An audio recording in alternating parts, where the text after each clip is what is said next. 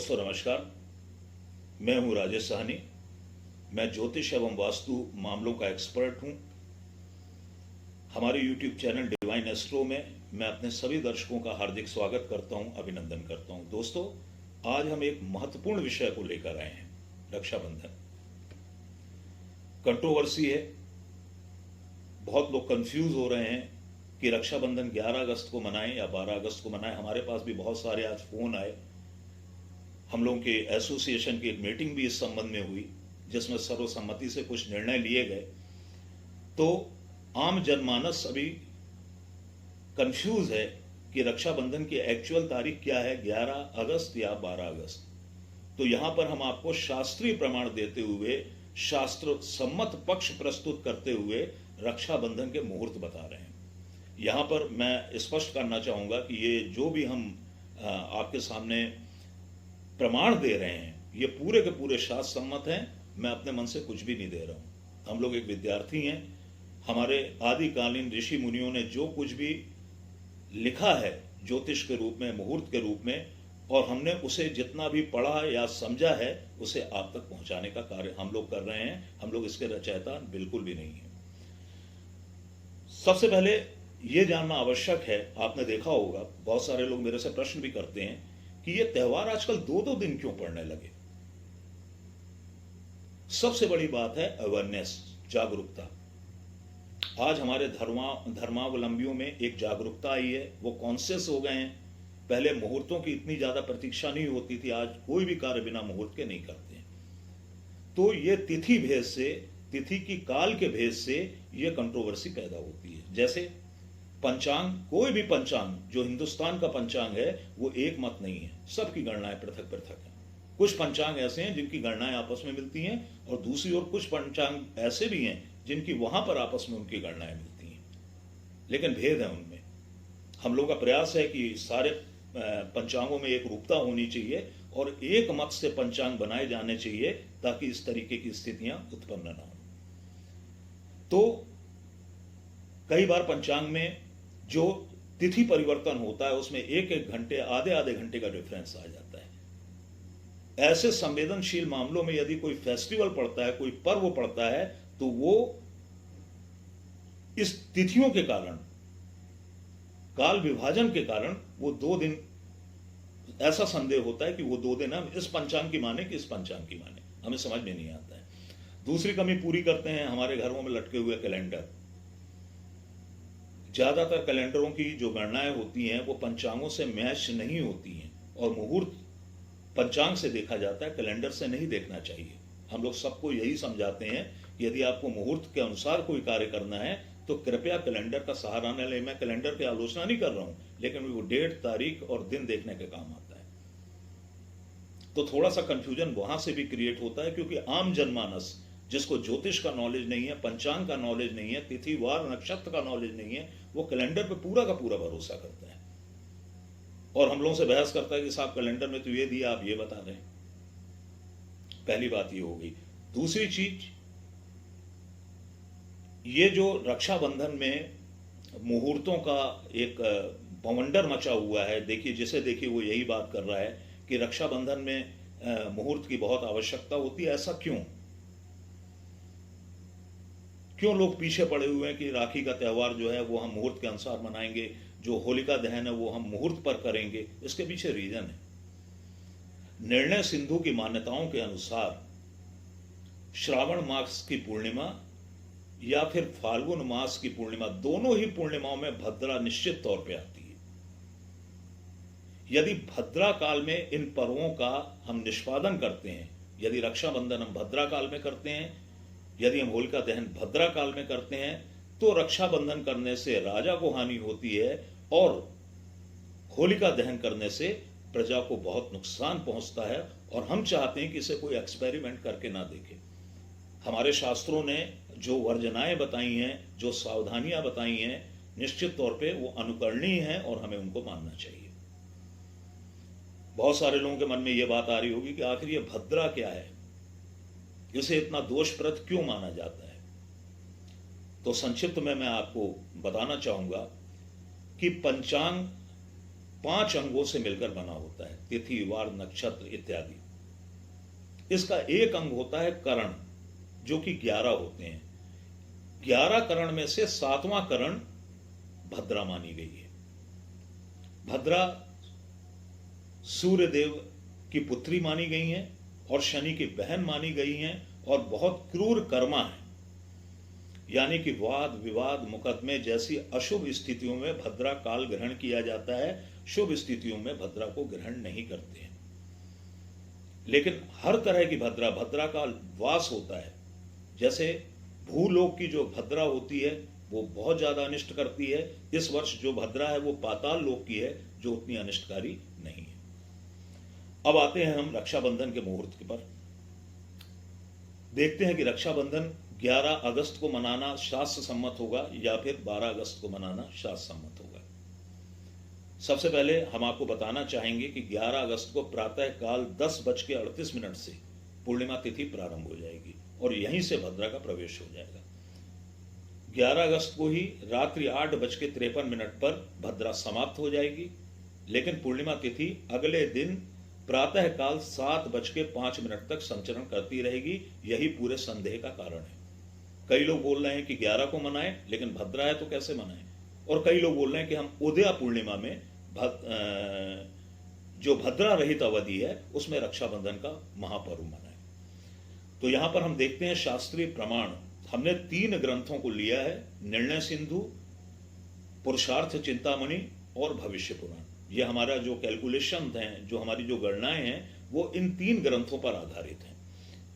तो ऐसा उल्लेख है भविष्य पुराण की मान्यताओं के अनुसार, जो शास्त्र सम्मति है रक्षाबंधन के पर्व को लेकर, कि रक्षाबंधन का पर्व भद्रा रहित पूर्णिमा के दिन, जो कि अपराह्न व्यापनी हो, यानी दोपहर के बाद तक जो संचरण करे, उसमें बंधन का पर्व मनाने का विधान है। फिर वो कहते हैं पुरुषार्थ चिंतामणि के माध्यम से कि इसमें विशेष ध्यान रखने योग्य बात यह है कि यदि पहले दिन की पूर्णिमा अपराह्न काल तक तो संचरण कर रही है, लेकिन भद्रा से समाविष्ट है, भद्रा लगी हुई है, तो ऐसी स्थिति में उदयकालीन पूर्णिमा जो कि अगले दिन आएगी उसे ग्रहण करना चाहिए। लेकिन इसकी एक शर्त है। इसकी शर्त यह है कि वो उदयकालीन पूर्णिमा सूर्योदय से 3 मुहूर्त व्यापनी होनी चाहिए। किसी भी पूर्णिमा जो कि उदयकालीन हो उसे ग्रहण नहीं किया जा सकता है। सिर्फ त्रिमुहूर्त व्यापनी पूर्णिमा को ही ग्रहण करने का शास्त्र सम्मत विधान बताया गया है। अब यदि दूसरे दिन की पूर्णिमा मान लीजिए कि त्रिमुहूर्त व्यापनी नहीं, यानी कि सूर्योदय से लेकर 3 मुहूर्त तक नहीं है, तो शास्त्र आज्ञा है कि पहले दिन भद्रा समाप्त होने के बाद प्रदोष की अवधि में रक्षाबंधन का पर्व मनाया जाना चाहिए। यही पूरी की पूरी स्थिति इस साल बन रही है। सेम ये शास्त्र सम्मति इस वर्ष देखने में आ रही है। इस वर्ष 11 अगस्त को, जैसा कि हम आपको बता चुके हैं, 10:38 से पूर्णिमा तिथि का प्रारंभ हो जाएगा। यहीं से भद्रा भी लग जाएगी। 8:53 रात्रि तक भद्रा है। इसके बाद 1 घंटे या अलग अलग शहरों के सूर्यास्त के अनुसार लगभग पौन घंटे से लेकर 1 घंटे की अवधि का समय प्रदोष काल का मिलेगा। वही समय होगा जिसमें रक्षाबंधन का पर्व या बंधन का पर्व मनाया जा सकेगा। अब प्रदोष काल के बारे में भी हम आपको बताना चाहेंगे। मैं दोबारा रिपीट करूंगा, 8:53 11 अगस्त को भद्रा समाप्त होने के बाद जितना भी प्रदोष काल बचता है, प्रदोष काल कैसे हम लेंगे इसे हम आगे बता रहे हैं, उस प्रदोष काल की अवधि में रक्षाबंधन का पर्व मनाना चाहिए। कई लोग ये एक संदेह कर रहे हैं कि रात में रक्षाबंधन का पर्व नहीं मनाया जाता। ऐसी बात बिल्कुल भी नहीं है। प्रदोष काल बिल्कुल शुद्ध माना गया है। प्रदोष का मतलब क्या होता है, मैं ऐसे लोगों से पूछना चाहूंगा। प्रदोष का मतलब होता है दोष रहित। वो नाम से ही दोष रहित कालखंड है। तो उसे आप ये क्यों कह रहे हैं कि रात में है या दिन में है या यहां है या वहां है। प्रदोष काल में निर्विवाद रूप से रक्षाबंधन मनाने के विधान हमारे शास्त्रों में दिए गए हैं। दूसरी बात, भद्रा के बारे में भी मैं एक बात कहूंगा कि आवश्यकता अनुसार भद्रा के मुख को त्याग कर, जो कि कुछ अवधि का होता है, मेरे ख्याल से भद्रा मुख की अवधि तो स्पष्ट नहीं है, लेकिन भद्रा पूंछ की अवधि 11 तारीख को सायंकाल 5:18 से लेकर सायंकाल 6 बजे तक है। तो एक शास्त्र सम्मति यह भी है कि भद्रा के मुख को त्याग कर भद्रा के पुक्ष काल में भी रक्षाबंधन मना सकते हैं, लेकिन हम इसके लिए आपको बिल्कुल भी नहीं कहेंगे। हमारी यही सलाह है कि रात्रि 8:53 के बाद भद्रा समाप्त होने के पश्चात प्रदोष रहते हुए रक्षाबंधन का पर्व मना लें। और भद्रा के बारे में मैं बताना चाहूंगा आपको कि इस बार की भद्रा पाताल लोक में है, जिसका पृथ्वी से कोई संबंध नहीं है। ऐसी भद्रा बहुत अशुभ नहीं होती है, भद्रा से डरने की आवश्यकता नहीं है, लेकिन फिर भी भद्रा को अवॉइड करने की सलाह हमारे शास्त्रों में दी गई है। इसलिए भद्रा को छोड़कर 11 अगस्त रात्रि 8:53 के बाद रक्षाबंधन का पर्व हम मना सकते हैं। अब हम आपको बताना चाहेंगे कि यह प्रदोष काल हम कैसे कैलकुलेट करें 11 अगस्त श्रावण पूर्णिमा का। तो हम अपने एक वीडियो में और भी आपको बता चुके हैं कि आमतौर पर सूर्यास्त के बाद की 6 घटी तक का समय प्रदोष काल कहलाता है। बहुत आसान है, आप खुद अपने शहर का प्रदोष काल निकाल सकते हैं 11 अगस्त का। सिर्फ आपको यह देखना है कि सनसेट कब हो रहा है, सूर्यास्त कब हो रहा है।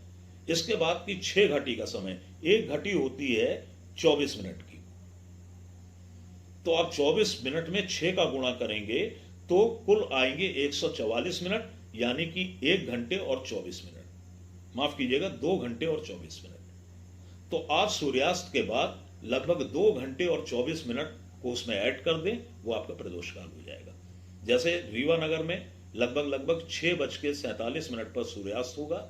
इसमें यदि हमने 2 घंटे और 24 मिनट को ऐड किया तो मेरे ख्याल से 9:15 बजे के आसपास तक प्रदोष काल रहेगा, 9:15, 9:20 तक।